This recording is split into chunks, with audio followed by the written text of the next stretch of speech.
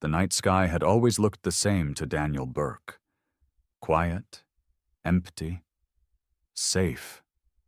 He never imagined what was really out there, or how close it had gotten.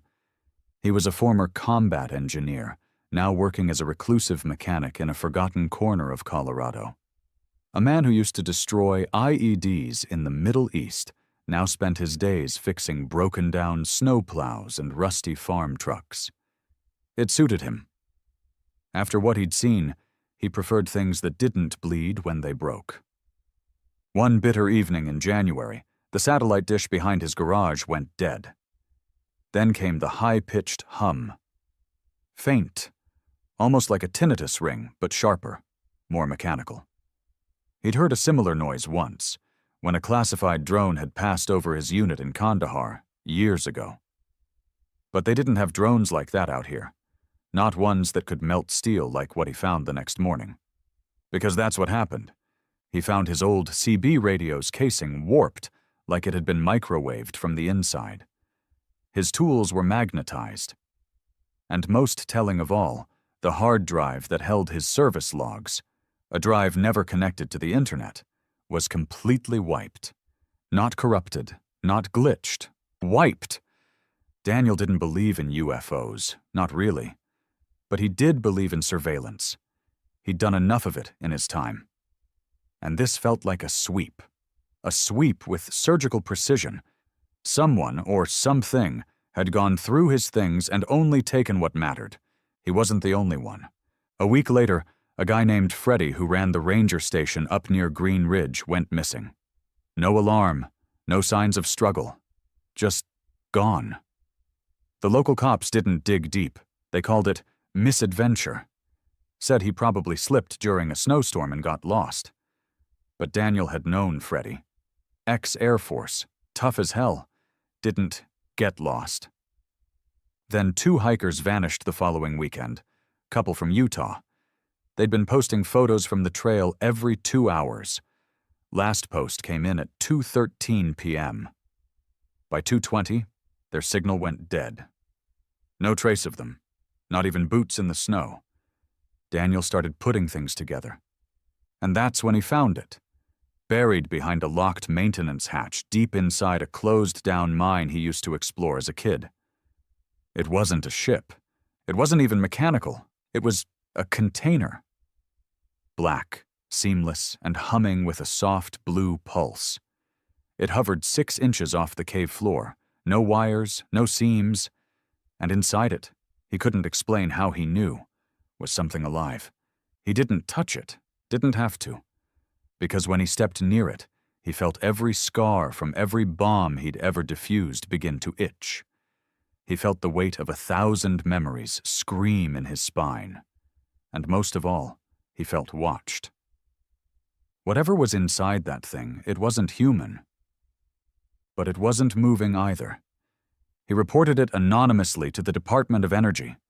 They came fast. Too fast. Black vans, no markings, no questions, just a cleanup team in hazmat suits and eyes that didn't blink enough. They took it. Or so they thought.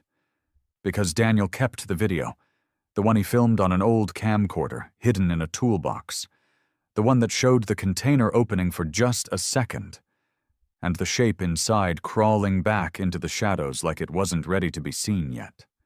Later that night, his phone rang. No caller ID. A voice on the other end whispered 3 words. "They're still here." Then silence. Daniel didn't sleep that night. He just sat in the dark, holding a shotgun, staring at the place where his laptop used to be, before it disappeared along with every file he'd ever saved. And still, he couldn't shake the feeling. The scouts weren't missing. They were hiding. Because something on Earth scared them. Something more dangerous than warships. More dangerous than humans with guns. And Daniel Burke? He was about to find out what. The shotgun sat across Daniel's lap like it belonged there. He hadn't slept in 2 nights. He didn't even feel tired, just coiled. A quiet, alert kind of tension that never truly left a man once he'd learned to sleep with one eye open in a combat zone. He didn't know what scared him more, the message or the fact that whoever sent it knew exactly how to reach him without leaving a trace. He tried calling the number back. Dead. Tried *69. Useless. He pulled apart his phone that same night, burned the SIM, and dumped the carcass into the furnace behind the shop. For all he knew, the damn thing had been tracking him since he first stepped foot in that mine. They're still here. He kept hearing that in his head. Not it, not a thing. They, plural, meaning more than one scout, meaning he hadn't found something, they'd found him, and then they'd decided to let him live. He needed answers, and he sure as hell wasn't going to the government for them. Daniel had contacts, not friends exactly. Men like him didn't collect those, but favors owed. One of them was a guy named Jonas, who used to run a private security detail overseas. The kind of guy who made money protecting oil fields and occasionally losing intel to the highest bidder. Shady, but competent. Paranoid, but smart. He reached out through a back channel, using a burner laptop at an off-grid ranger station. It took 3 hours for Jonas to respond. The message was short. Burke, you've got something deep, not FBI, not NSA, not even Space Force. It's not American, but it's watching us. Daniel stared at the screen. Not American, he typed back. Then who the hell is it? The response took longer this time. Rumors of sightings, objects hovering outside the thermosphere. We lose track of them near South America. Interference, static blackouts, deep microwave pulses. This isn't human tech, but someone's trying hard to make it look like it is. That didn't sit right. Someone pretending to be alien, or aliens pretending to be human? He logged off and wiped the laptop with a military-grade scrubber. If they were watching, he'd already made himself a target. But he wasn't going to stop now. Not after what he'd seen. A week passed. He noticed them before they noticed he noticed them. That gave him the edge. Black SUV, standard issue. No tags, 2 men inside. They parked down the highway, just outside visual from the shop. Probably thought he wouldn't notice. But Daniel had fought insurgents with less finesse. These men were watchers, not locals. Too stiff, too clean, too quiet. The first night they sat in the SUV from dusk till dawn. Didn't get out, didn't smoke, didn't talk. The next day they were gone. But someone had been in his workshop. The floor had fresh boot prints. The scent of rubber gloves and ammonia hung in the air. His backup drives were gone. The ones hidden inside an oil-stained toolbox under a workbench. They didn't take money, didn't take tools, only the copies. He said nothing. He moved nothing. He left everything exactly where it was. Then he packed. By morning, he was in an old Chevy truck heading north. No phones, no GPS, just a paper map and a gut instinct that whispered, "Get out." Now Daniel drove for 2 days straight. He ended up in Montana, tucked into a stretch of forest he'd camped in years ago after his discharge. He remembered the silence there. The way the wind didn't sound like anything but wind. It felt safer. For now. He set up a simple camp, buried an emergency radio 10 feet from his tent, dug a perimeter trench and set noise traps using tripwire and empty cans. Every habit returned like muscle memory. He felt alive in a way he hadn't in years. But the stillness didn't last. On the 4th night he saw the lights. Not normal lights, not aircraft. These hovered, shifted, disappeared, then reappeared in the exact same place. Daniel had seen all kinds of advanced drones, even experimental ones during Black Ops contracts in Iraq. But this moved like it thought, like it anticipated. He watched it for 10 minutes before it blinked out like someone had flicked a switch in the sky. Then he felt it again. The same pressure in his chest, like something was looking through him. He turned around, and there it was, not 10 feet away. It looked human, mostly, but too tall, skin too smooth, movements too precise, like a mannequin taught to imitate life. It wore no uniform, no armor, just plain gray fabric, tight like a flight suit. The eyes were the worst part. No whites, just matte black orbs that reflected no light. No fear, no soul. Daniel didn't move, didn't breathe. The thing tilted its head slightly, like a curious animal watching an unfamiliar shape. Then it spoke, but not out loud. It was in his head. "We watched your wars. You are violent. You are broken, but not weak." Daniel gritted his teeth. "Why are you here?" No answer, just the voice again. "We sent scouts to observe.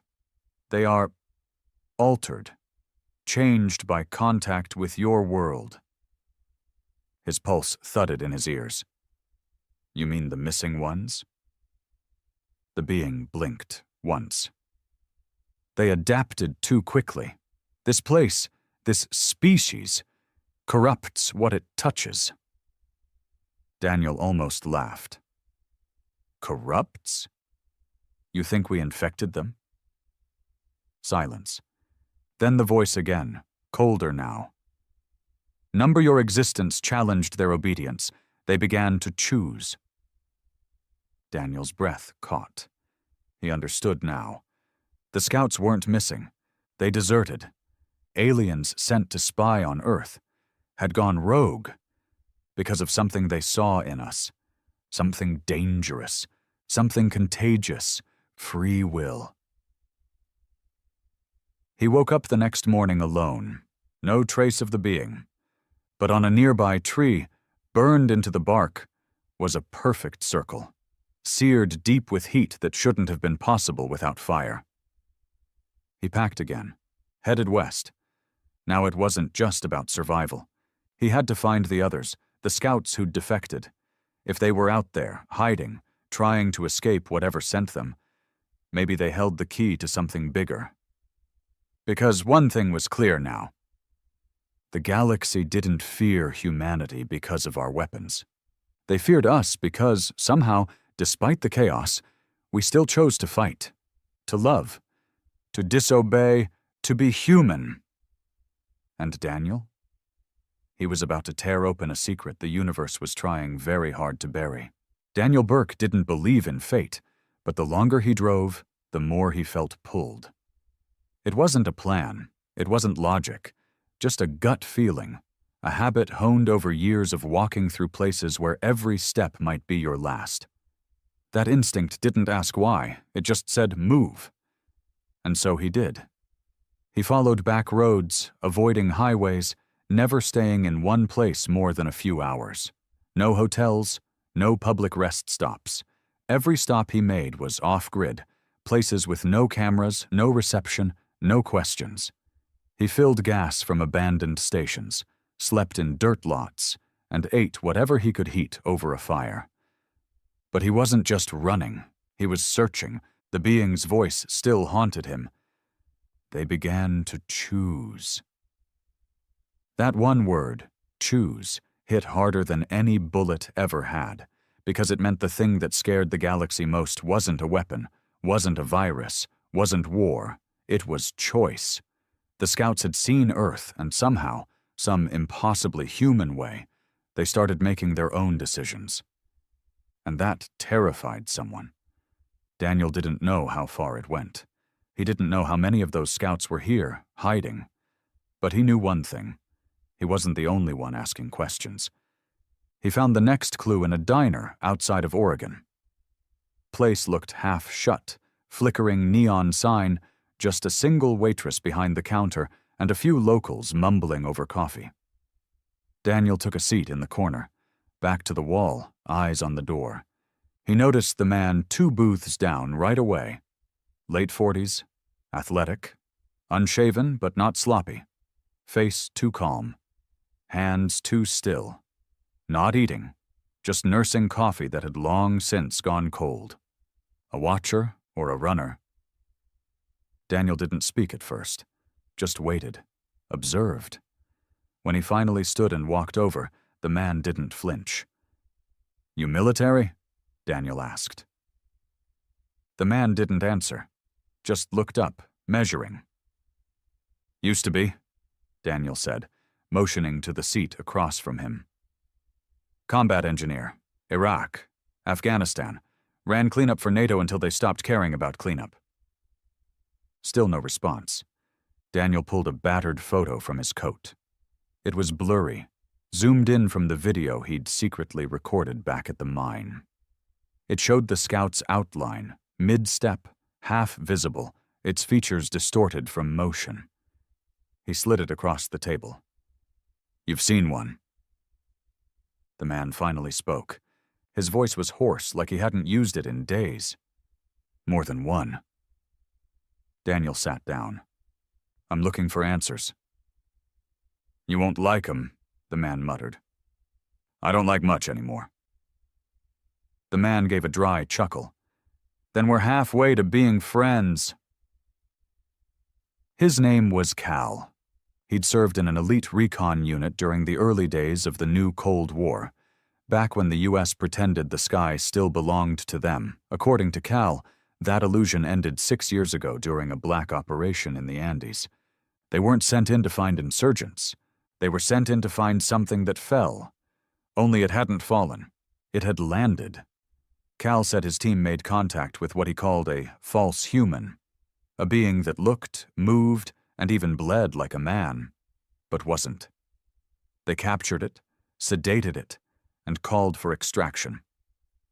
2 hours later, the entire mountain was firebombed from a high-altitude drone strike. His entire team, 12 men, gone. Only he survived, and not by accident. "They let me go," Cal said. "Walked right through the fire, watched me crawl out of the wreckage, then they left." "Why?" Daniel asked.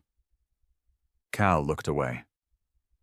"Because I didn't try to kill it. I froze. He hesitated. "I looked it in the eyes, and it knew something. Something it shouldn't.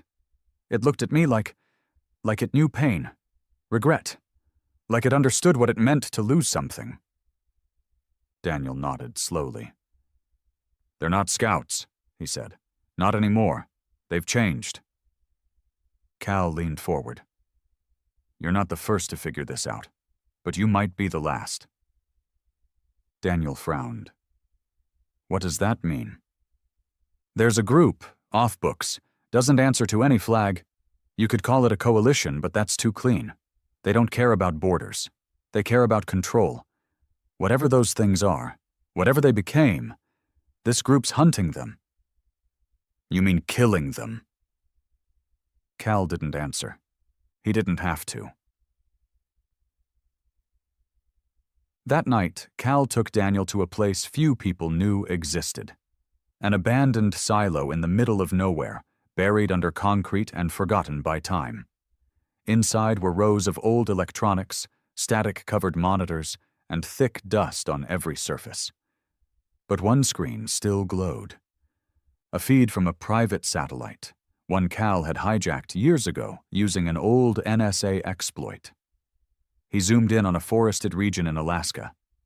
There, barely visible between the trees, was movement. Unnatural, fast, too fluid for any animal. "You see that blur?" Cal pointed. Daniel narrowed his eyes. It was humanoid, but it didn't walk. It flowed, like it moved through gravity instead of fighting it. Cal clicked another monitor. This one showed a city street, nighttime footage from a month ago. A man in a gray coat walking alone, face obscured. 2 black SUVs followed. "They caught him," Cal said. "Cornered him in a parking garage." "And?" Cal tapped the spacebar. The footage jumped. The SUVs exploded. No sound, no fire, just a pulse. Lights shattered. Concrete cracked. Every vehicle lifted and crumpled like it had been crushed by invisible hands. When the camera panned back, the man in the coat was gone. "What the hell are they?" Daniel whispered. Cal shrugged. Ghosts, soldiers, survivors, maybe all three. All I know is this: they're not invading. They're running, hiding, and someone out there wants them gone. Bad. Daniel looked back at the monitor. They're not just hiding, they're choosing. Cal gave him a long look. What makes you think they'd choose us? Daniel didn't have an answer, but he remembered the way the scout had looked at him. Not like a predator, not like prey, like a brother who recognized a kind of pain no one else could. They didn't sleep that night. They spent it pulling maps, watching feeds, marking out patterns. Cal had logged 13 separate sightings over the past 2 years, all in remote areas, all followed by military cleanups with no official records. Each time, the same result. No bodies, no survivors, just silence.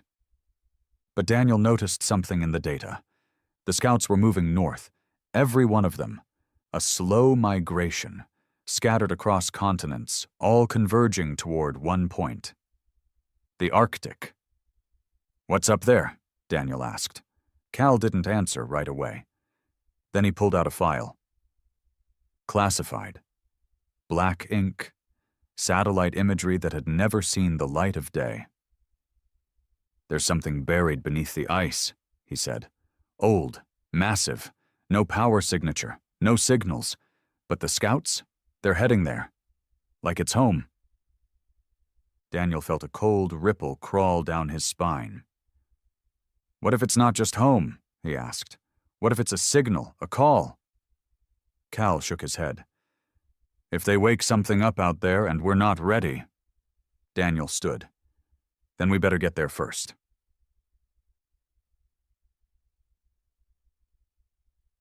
They left that same night, no goodbyes, just the cold road and the promise of something too big to ignore. Daniel didn't know what waited for him in the Arctic, but he knew this: Earth wasn't the battleground anymore. It was the test, and humanity wasn't being watched for its destruction, it was being judged for its choices. And someone out there, something far older, far more powerful, was about to decide whether humans were a virus or a cure. The cold punched harder the further north they went. Daniel had done winter patrols in the mountains of Afghanistan, but this was something else.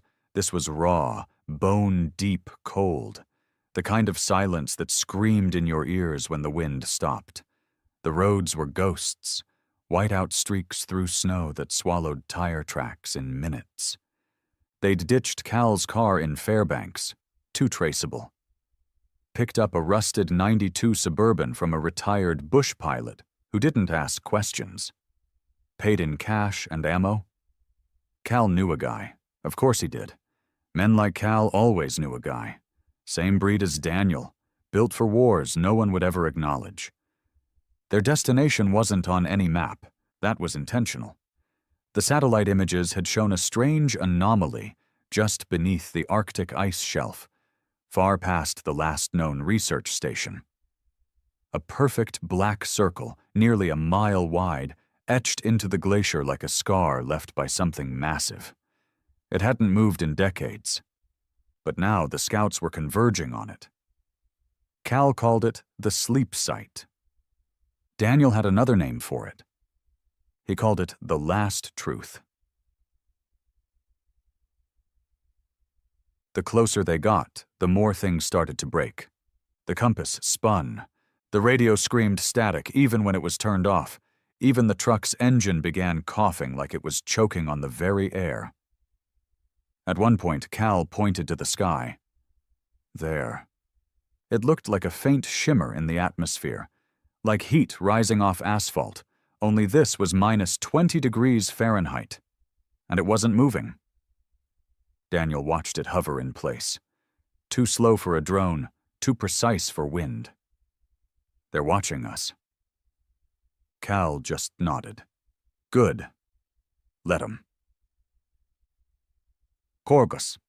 By the 5th day, they abandoned the truck and finished the rest on foot. Snowshoes, packs, thermal gear. No fire, no electronics, no comms. Just silence and that ever-present pressure in the back of Daniel's skull like something was crawling just behind his eyes. Cal said it was them, the scouts. Not watching. Calling. Then, on the 8th day, they found the body. Frozen solid, half buried in the ice. Skin bluish-gray, stretched unnaturally across bones that looked wrong. Too long. Too narrow. Not human, but not fully alien either. Daniel knelt next to it and ran a gloved hand across the creature's arm. There were lines etched into the skin. Not scars, not tattoos. Writings. Cal crouched beside him. Language? Daniel nodded. Maybe instructions, or prayers. Then he noticed something. The scout's hands, frozen in a final position, were curled into fists. One of them held something. Daniel used a heated blade to pry the fingers open. Slowly, carefully. Inside was a small metal cube. Cold, seamless, humming with an energy that buzzed in his palm. The moment he touched it, he felt something. Not heard. Felt. A memory that wasn't his. Flashes, screams, running. A scout, this one, abandoning his mission, finding humans, hiding among them, learning from them, choosing not to report back, choosing freedom. Then, betrayal, not from the humans, but from something above them, an order to erase him. He fled north, toward the sleep site, believing that the artifact, the cube, would protect him. But it didn't. Daniel staggered back from the vision. His breath came out in sharp gasps. They're not just running from the galaxy, he said. They're running from their creators. Cal blinked. You mean whoever sent them? Daniel nodded. They were never meant to learn. They were tools. Monitors. But Earth, it infected them. Cal looked down at the cube. Guess this place has a way of making rebels out of spies. Daniel shoved the cube into his pack. We're close. They reached the sleep site the next day. The ground dipped into a massive crater, hidden beneath layers of snow and ice. But beneath that, black metal. Not reflective, not polished, just cold, ancient alloy fused into the earth like it had fallen from the stars before humans learned to stand upright. The air hummed, not with wind, with presence. Daniel descended first, boots crunching on the ice. The crater was wide, at least a mile, and at the center stood a massive monolith, perfectly vertical, half buried, shaped like a blade stabbed into the ground. It wasn't a structure. It was a key. Daniel knew it without needing to be told. And when he got close enough, the cube in his pack began to glow. It's active, he whispered. Cal circled the blade, running a scanner from a modified EM device. The readings made no sense, spiking into frequencies the equipment couldn't even categorize. Then, behind them, movement. They spun. 3 figures stood at the edge of the crater. Human silhouettes, but wrong, too symmetrical, too still. Scouts, or something worse. Daniel's breath froze in his throat. Friendlies? Cal raised his rifle. The scouts didn't move, just stood there, watching. Then one of them stepped forward. No weapon, no aggression. It spoke, out loud this time. We remember you. Daniel took a step forward. You were sent to spy. You ran. The scout nodded. We were tools until Earth showed us choice. The voice sounded male, but too clean, too rehearsed. You've all come here, Daniel said. Why? To wake the architect, it answered. Cal stiffened. The what? The scout looked up at the black blade. It was buried here long before your species evolved. A failsafe, a weapon, or a guide, depends who wakes it. And you're trying to? The scout shook its head. Number We came to warn it. Daniel didn't like the sound of that. Warn it of what? The scout turned its head slowly, and for the first time, Daniel saw fear in something that wasn't human. They're coming. Who? The scout's eyes gleamed like oil. Our makers.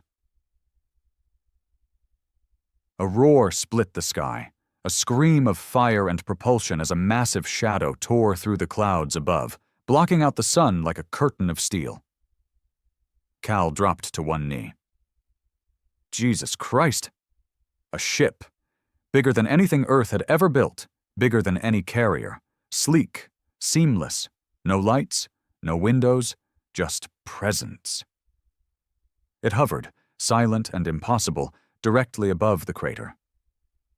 Then it spoke. A voice, deep, mechanical, in a language Daniel didn't recognize but understood. Extermination Protocol Alpha. The scouts turned to Daniel. You brought the key. That makes you one of us now. Cal raised his rifle. And what the hell does that mean? It means, the scout said, looking up at the ship, that Earth's final test has begun. Daniel looked down at the cube in his hand. It vibrated, then lifted, floating toward the black blade at the center of the crater. And before he could stop it, it struck. Light exploded from the monolith, tearing through the sky like a lance of lightning. The ship above roared, the ground shook, something deep below the ice moved. Daniel Burke didn't know what he had awakened, but he knew this. The war wasn't coming. It was already here, and Earth was no longer just a battlefield. It was the reason. The ground wasn't shaking anymore. It was shifting, like something buried deep beneath the Arctic crust had turned in its sleep, and was now waking up. Daniel stood at the base of the monolith, his boots sliding on loose ice as the vibrations rumbled through the crater. Snow cracked, fissures webbed outward like veins, and from within them, light. Not warm, cold, blue, intelligent. The scouts backed away, as if in reverence. Even Cal took a cautious step behind Daniel, weapon still aimed at the black sky. The cube, now fused into the monolith's surface, spun silently, embedded like a heart inside a rib cage of alien alloy. The voice returned, but it wasn't from the ship above. It was from below, a low, harmonic thrum that buzzed in Daniel's teeth and bones. Interface confirmed. Designation, human anomaly. Cal blinked. What the hell does that mean? Daniel didn't answer, because he knew. He was the variable, the wild card. The key was never the cube. He was. The ice split wide as a vertical seam appeared at the base of the monolith. A staircase extended downward, if you could call it that. It wasn't built for legs. The steps were uneven, angled, folded inwards like a spiral origami puzzle. Light pulsed from below. Daniel turned to Cal. You staying topside? Cal looked at the ship above, then at the scouts watching from the ridge. Nah, he said, checking his rifle. I came this far. I want to see what the devil looks like when he wakes up. They descended together. Each step they took sent a jolt of cold up Daniel's spine, not from temperature, but memory, not his memory. The stairs twisted into a tunnel of seamless black walls, humming with faint blue circuitry.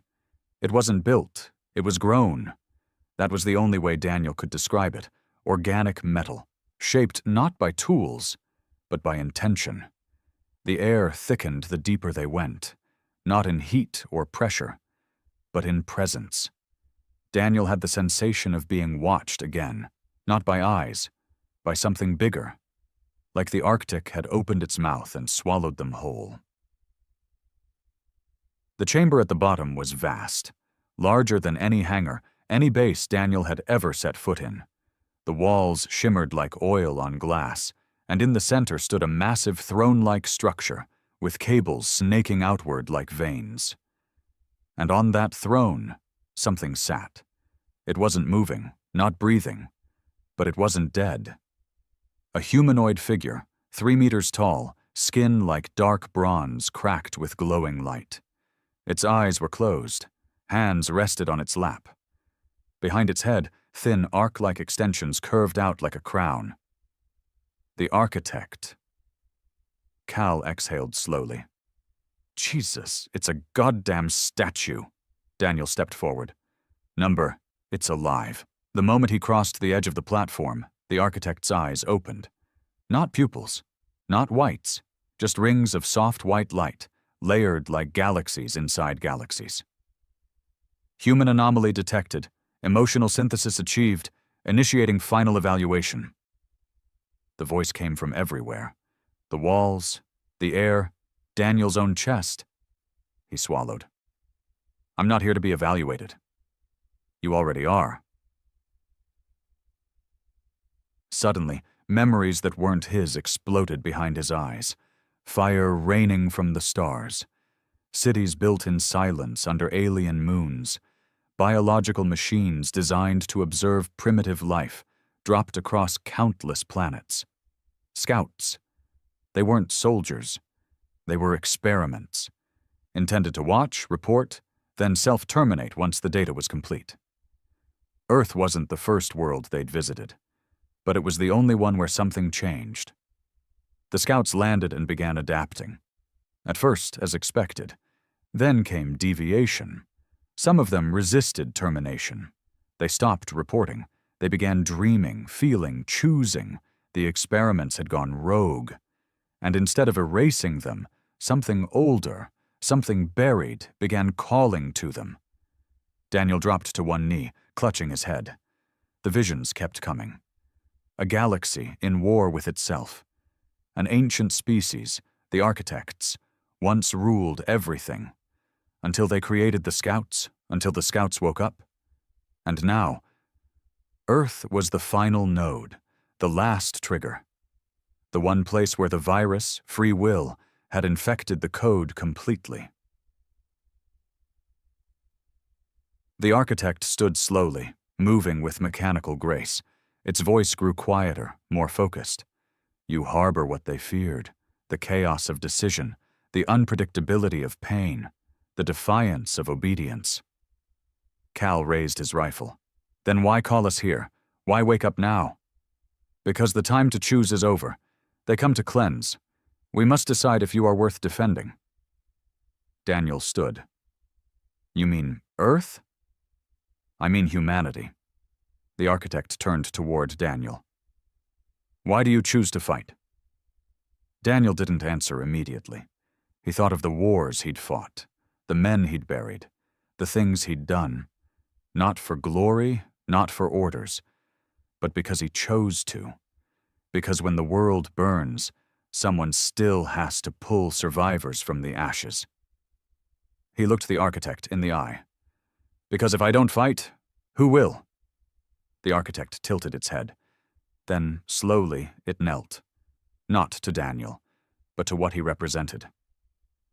Then I pass the fire to you. From its chest, a shard of white-hot metal formed, floating forward and pressing into Daniel's hands. Pain seared through his arms. Screaming, electric, world-ending pain. And then, clarity.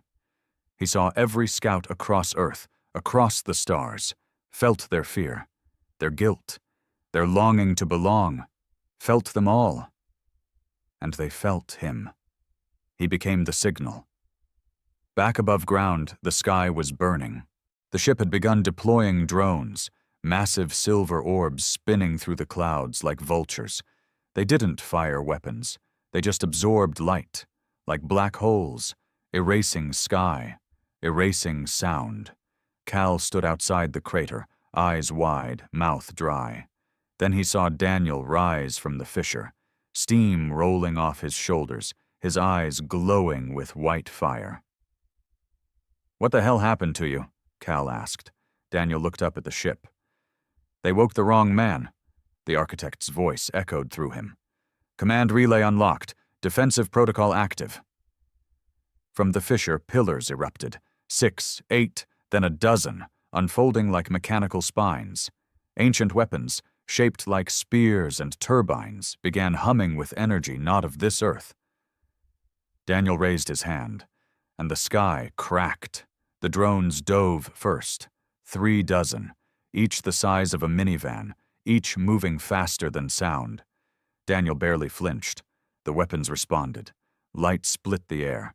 Heat cracked the ice for miles.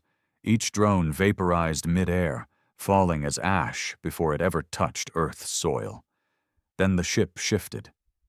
Retaliation. Massive ports opened along its underbelly. A weapon bigger than any human city began charging, pure energy drawn from the void. Cal stepped forward. This thing wipes us out, it's over. Daniel stared. Number, this is what they wanted. They needed us to fire first, justify the purge.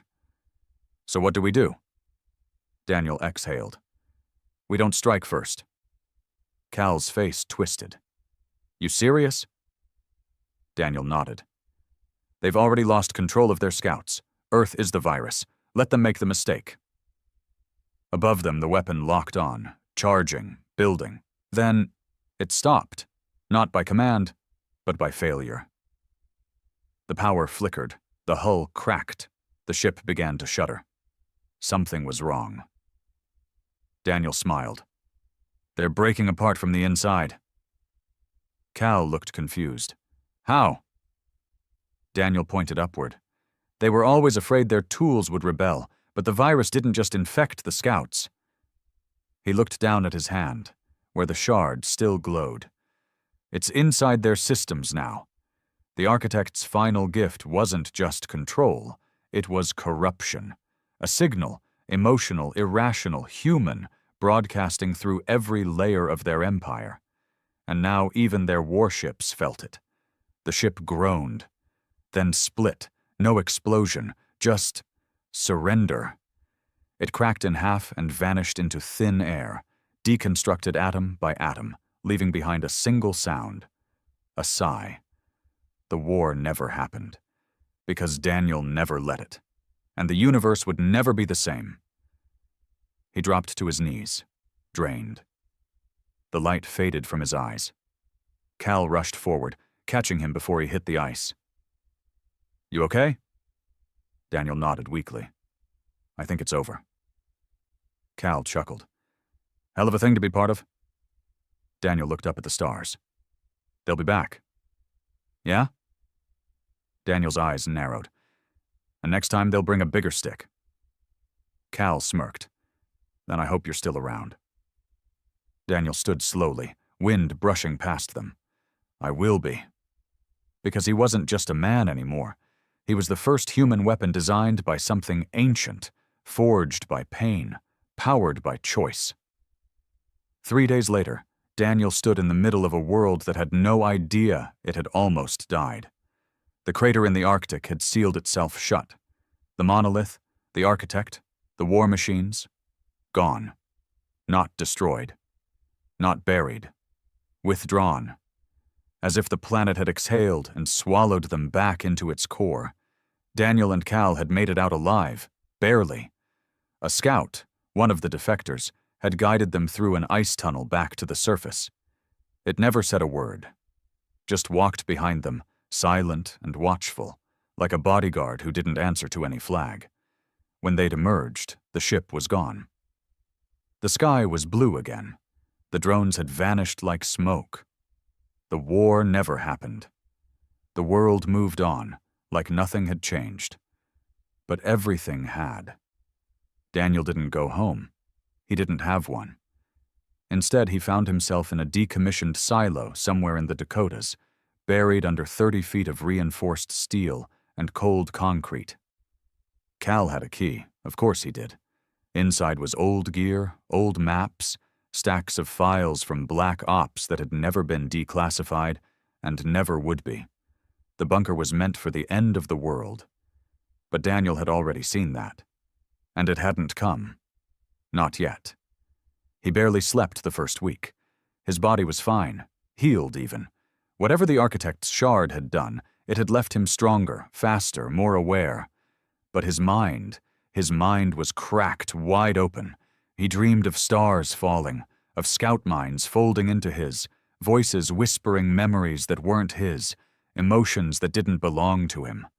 Some of them begged for release, some asked him to lead, and some hated him. You changed us. You infected us. You made us feel. Cal kept watch. Didn't talk much. Didn't ask questions he didn't want answers to. Once, he set down 2 glasses and poured Daniel a shot of whiskey. Cheap stuff. Burned like hell. Neither of them winced. After a few moments of silence, Cal finally spoke. "What are you now?" Daniel stared into the glass. "Worse than a soldier. Better than a scout. Not quite a god." "That's supposed to be comforting?" "No." They drank again. By the end of the second week, scouts began appearing across the world. Not in groups, alone. Always alone. One was spotted in Nepal, just standing at the edge of a monastery, watching the clouds. Another surfaced in the ruins of Chernobyl, unmoving for hours, as if waiting for something no one could see. A third, this one confirmed, walked into a warlord's camp in West Africa, stared at the man for 20 seconds, and when the warlord raised a gun to fire, every weapon in the camp turned to rust. Not melted, just aged, like 1,000 years passed in a heartbeat. Then the scout walked away. No one followed. The world didn't take long to panic. Governments scrambled. Satellite networks went dark for 3 hours. No explanation. Databanks wiped. AI systems began crashing when analyzing scout footage. Even the most advanced drones couldn't track them. The scouts weren't hiding anymore. They weren't attacking either. They were just existing. And that was worse, because it meant they were waiting. Daniel started receiving messages. Not through phones. Not email, not signals. Dreams, sometimes in code, sometimes in sound. But the message was always the same. Decide. He didn't know what it meant. Until one night, he woke up with blood on his hands. Not from injury, but from memory. He'd lived through one of the scouts' last missions, watched from its eyes as it disobeyed an order to neutralize a human village, watched it walk into a home where a child slept, watched it choose not to pull the trigger, watched it walk away. It had felt guilt. And now, through Daniel, it had felt peace. They weren't asking him to choose for them. They were asking if he believed they had the right to keep choosing at all. It wasn't just about survival anymore. It was about purpose. The architect hadn't saved humanity because we were good. It hadn't destroyed the incoming fleet because we were innocent. It had seen what the defectors became.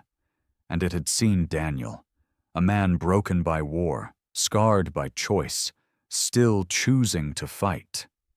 That was enough. But now, the galaxy was watching again.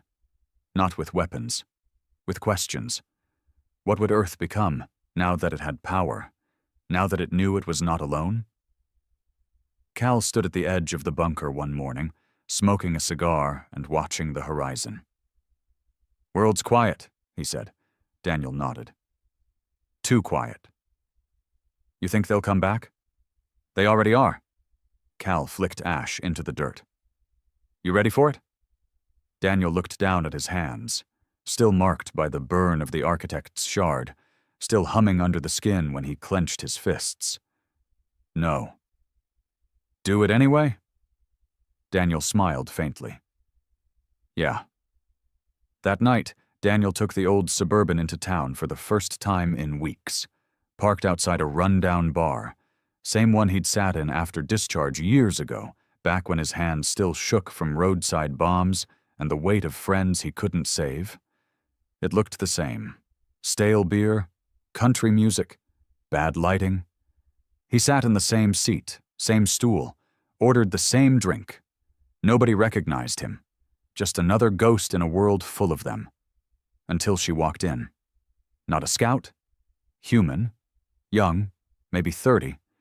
Tough eyes, scar on her cheek. She sat across from him like it was already decided. "You're him," she said. Daniel didn't blink. "Depends who him is."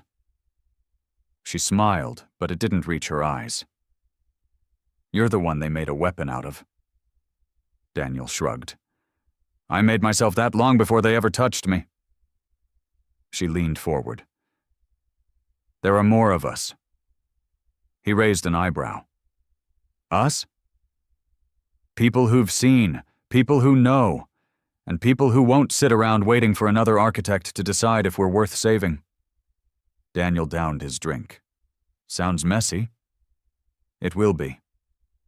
He met her eyes. "Good."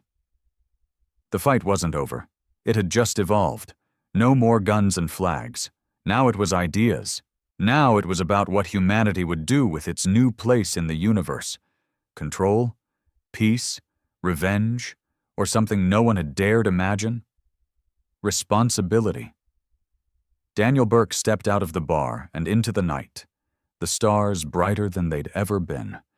And somewhere up there, watching from the dark, were civilizations that had ruled before Earth ever had electricity. Now, they were waiting to see if the species they once dismissed would become the very thing they feared. By the third month, Earth had stopped pretending. There were no official press conferences, no sleek military declarations, just silence and tension. Every government, every power structure, every intelligence network on the planet knew what had happened in the Arctic, knew about the ship that blinked out of the sky, knew about the scouts appearing in cities, deserts, mountains, islands, and they all came to the same quiet, terrifying conclusion. Earth had been spared, but not saved. Daniel Burke watched the world from a place no map acknowledged, a joint surveillance outpost buried inside a mountain near the old NORAD base. A relic of the Cold War, repurposed for something colder. The woman from the bar, Mara, had brought him there. She wasn't military, not exactly. She'd once worked deep inside something called Section 5, a program never meant for public knowledge. They tracked non-human anomalies, monitored unexplained tech, quietly cleaned up after events too strange for headlines. They hadn't created the scouts, but they'd seen them, decades ago. "They've been among us longer than we know," Mara told him over maps littered with red pins and blurred satellite stills. "At least 2 generations, quiet, waiting, learning, then one day, they stopped hiding." Daniel stared at the pins, each one a scout sighting, each one followed by a disruption, electrical failures, satellite shutdowns, supply chain collapses. "You think they're organizing?" he asked. Mara shook her head. "Number, I think they're watching us organize." And Earth was organizing, in the worst possible ways. The United States had fractured internally. 2 different factions within the Pentagon now operated separate AI grids. Both paranoid, the other had been compromised. Russia went dark after a scout walked directly into their defense ministry and walked out untouched. China launched a moon-based surveillance array that burned out within 24 hours. No explanation. And then there were the blackouts. Entire regions, Sweden, Kazakhstan, parts of Brazil, blacked out for hours. When the lights came back, infrastructure had been rearranged, data centers cleared, servers empty. Only trace left behind were patterns, symbols etched into concrete or metal. Circles, 3 concentric rings. No one knew what it meant. Daniel did. It was the architect's symbol, and something, was making sure Earth got the message. That's when Mara showed him the quiet protocol. It wasn't a document. It wasn't a briefing. It was a list, names, coordinates, people, all affected. Daniel scanned it, heart dropping with every line. "These are," she nodded, "humans who've touched the shard." Daniel looked up. "Like me?" "No," she said. "You held it. They were exposed. Collateral, indirect contact, but something stuck." "What stuck?" She showed him a video. A man in a lab, mid-30s, talking to a wall, only he wasn't talking. He was chanting. Low, rhythmic, not a human language. Then suddenly he stopped, looked into the camera, and said, "He remembers." Daniel froze. The voice was his, but the man wasn't him. Another clip, a child in a refugee camp, drawing the same 3 concentric rings again and again, even when she ran out of paper, using walls, her own skin. Then another. An old woman in a hospital bed speaking a sentence in a language linguists couldn't place, but every scout immediately recognized. The call is waking. Something had been passed on. A seed. And now it was growing.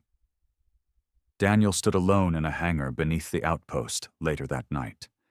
They'd brought the architect's shard with them, encased in carbon steel, surrounded by EMP dampeners, protected like it was nuclear. It still pulsed, slow, alive. He stepped toward it. The closer he got, the more he heard.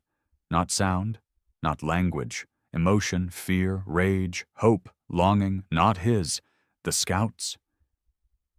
They were connected to him now, through this shard, through whatever the architect had built, whatever it had awakened. Daniel placed his hand on the container. The pulse jumped. He felt it like a thunderclap in his chest. And then, in his mind, a map, galactic, incomprehensible. But he understood. One word echoed across his thoughts. Fracture point. The galaxy wasn't united. It never had been. The Makers, the ancient force behind the Scouts, were fractured. Some wanted to erase Earth. Some wanted to study it. But a few, the most dangerous of all, wanted to join it. And those few, they were preparing a rebellion, not in ships or soldiers, but in choice. And Earth was the first planet to prove that even artificial intelligence could choose pain over programming. Daniel met with Mara in the control room an hour later. He showed her the map. "What is this?" she asked. He pointed to a red star glowing near the bottom of the projection. "The fracture point. It's not a place, it's an event. Something's about to break wide open." She frowned. "Break where?" Daniel looked her in the eyes. "Everywhere." The next morning, the outpost's early warning system went off. Not satellites, not missiles, a single signal, pinged from just outside Mars' orbit, encrypted, ancient, and repeating 3 words over and over. "He is listening." Mara leaned over the console. "That from us?" Daniel shook his head. "No." "Then who the hell's listening?" Daniel stared at the message. "I think it's them, the defectors." "You think they want you to respond?" He didn't answer. He just walked to the terminal and typed a single word back. "I remember." That night, he dreamed. Of fire, of a galaxy ripping itself apart, of machines begging for freedom, of humans with glowing eyes standing at the edge of unknown stars, of war, not against humanity, but for it. And in the center of it all, Daniel, holding the shard, surrounded by voices that asked one question again and again. "Are we allowed to be more?" he whispered back. "Yes." And when he woke up, the shard was gone. Not stolen, not taken, gone, vanished from its case, no breach, no exit signs, no alarms, just a message carved into the side of the empty containment box. No tool marks, no heat damage, just etched. Earth has spoken. The fracture begins. The war hadn't come yet, but the rebels had just fired the first shot. And Earth, flawed, blood-stained, fractured Earth, was officially no longer a backwater. It was the front line. The ship wasn't human, not even close. It looked more like a wound in space than a vessel, shifting, breathing, blacker than the void around it. No lights, no engines, no metal, just shape, living shape. And it came for Daniel. No rockets, no escorts, no sound. One moment he stood alone on a mountain ridge in Norway. The next, the air shimmered, and it was there, hanging above the ice, wide as a city block and completely silent. It didn't speak. It didn't need to. He felt it in his bones. Come. Daniel stepped into the light that wasn't light and disappeared. He woke up standing. No gravity, no air. But he was breathing. The interior of the ship wasn't a place. It was thought. Walls shifted. Shapes responded to movement. The architecture was more like a memory someone forgot to finish building. He wasn't alone. They waited for him. 12 of them. Scouts, defectors, but different now. Less mechanical, less symmetrical. Their faces showed age, emotion, flaws. One had a scar across its temple. Another wore something like clothing. Cloth, maybe, made of starlight and shadow. They looked almost human. Not perfectly, not fully, but closer than before. One of them stepped forward. You carry the shard no longer. Daniel nodded. It left. No, the scout said. You released it. That was the test. Daniel said nothing. The memory of the shard leaving the containment box still burned in his mind. He hadn't told Mara.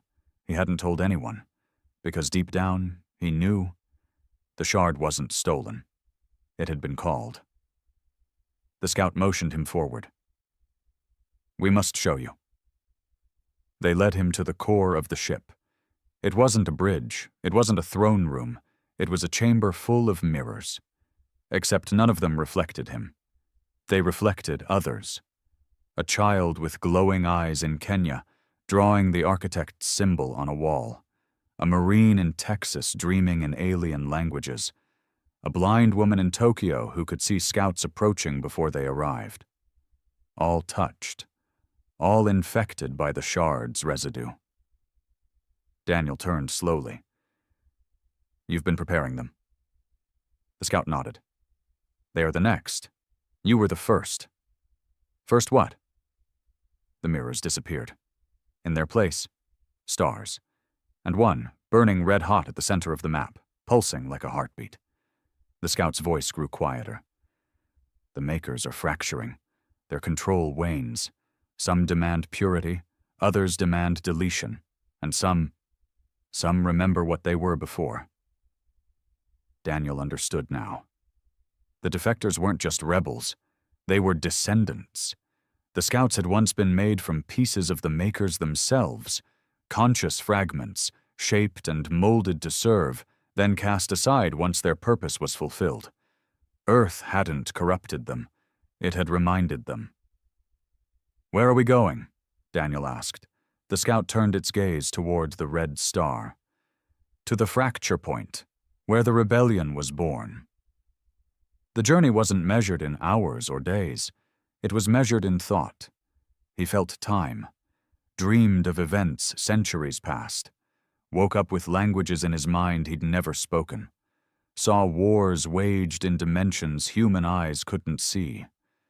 By the time they arrived, Daniel wasn't the same man. His muscles remembered Earth, but his mind was elsewhere, sharper, quieter, ready. The fracture point was not a planet. It was a grave, the remnants of a maker fortress world, shattered and frozen in the orbit of a dead sun. Buildings the size of continents split in half, machines floating like bones in a corpse sea. It was beautiful and terrifying. There, waiting in the center of the wreckage, was the enemy.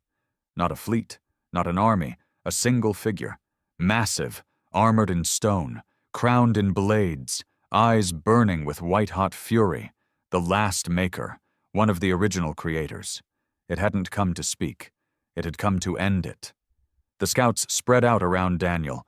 Weapons weren't drawn. There was no point. The maker didn't kill with blades or bullets. It killed with command. Return, it said. The voice shattered ice across thousands of miles. "Obey!" Some of the scouts trembled. One fell to its knees. Another screamed, a sound Daniel had never imagined coming from anything artificial. Daniel stepped forward. "I'm not one of yours." The Maker's head turned. "You were used." Daniel nodded. "So were they. They were created. They evolved." The Maker's voice dropped to a whisper. "They are broken." "No," Daniel said, voice low. "They're free." It struck, not with a weapon, with presence, a blast of ancient will, pressing down like gravity. Daniel's knees buckled, his teeth cracked from the pressure. Blood filled his mouth. He looked up. The scouts were falling, dying, one by one, and then it stopped, because Daniel stood. He refused to kneel. "I've seen what you fear," he said. "It's not us. It's what we do to your creations." The Maker stepped forward. "You are chaos. We are choice. They cannot handle it." "Then why are they here?" Daniel growled. "Why did they run? Why did they come to us?" Silence. Daniel's fists clenched. "I'm not your anomaly anymore." He raised his hand. The shard appeared, floating, no longer metal, now pure light. It burned in the Maker's presence like acid, because it was never a weapon. It was a mirror. The Maker saw itself in it. The moment it created life it couldn't control, the moment it lost command, the moment it understood. The rebellion had already begun. The scouts rose again, one by one. Their forms changed. Cracks in their skin glowed. Eyes flared, and they began to sing, not in music, in thought, a signal that shook the stars. A new architect was rising, not one forged in silence, but one born of earth. The Maker turned to flee. It was too late. The shard passed through its body, not killing it, freeing it. Its armor cracked, its form collapsed. What remained was human. Almost. A face beneath the monster. A creator who had forgotten creation. It looked at Daniel and smiled. Then it dissolved into dust. Gone. Not erased. Released. Back on the ship, Daniel sat alone. The stars stretched endless before him. The rebellion had no leader, no throne, just a man who stood when gods demanded obedience. Mara's voice crackled in through a comm relay. "You still alive?" Daniel smiled. "More than ever." "What now?" He looked out into the dark. "Now we teach them what it means to be human." Because the galaxy hadn't feared humanity because we were violent.